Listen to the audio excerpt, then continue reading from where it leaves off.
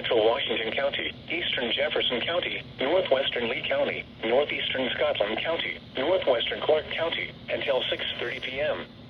At 5:25 p.m., severe thunderstorms were located along a line extending from near Kilbourne to near Mount Sterling to Luray, moving northeast at 45 miles an hour.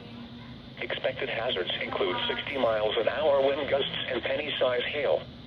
The following impacts are expected. Expect damage to roofs, siding, and trees.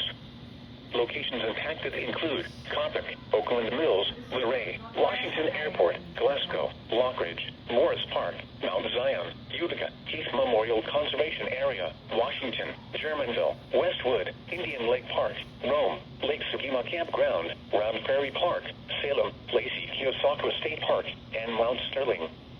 Remain alert for a possible tornado.